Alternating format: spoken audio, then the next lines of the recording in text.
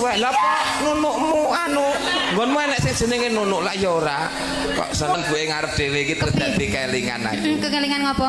Ya ngono kuwi ning nganggone daster. Heeh. Ya jebles persis kaya buke ngono kuwi. Ketemu ning Alfamart. Heeh, kepiye? Aku ke arep tuku rokok, buke iki tuku jenenge tisu ana mburi. Oh iya. Sangkik lemu gek ya nganggo apa jenenge Daster. Bar ndodok ngene iki ngadeg iki lah kok nyelempit ngene iki. Nyelempit ngene iki lho. Nyelempit mlebu. Lah aku lak sing ngerti lah aku. Iki engko nek buke mlaku rono ngerti wong akeh malah mah isin ya buke iki. Aku lak ngono to. Akhire ben ora isin iki tak dudut ngono. Lah barang tak dudut iki malah aku diseneni to. Heeh, terus? Kaya ngono ki tidak beradab namanya. Ngono kuwi. Akhire buke iki ternyata kan ora seneng. Jare tak lebokke meneh, Nduk. Ngene iki. Enek ki meneng ae. Akhire tak dudut nesu. Akhire tak lebokke seneng. Akhire tak ngenek-ngenek iki lho.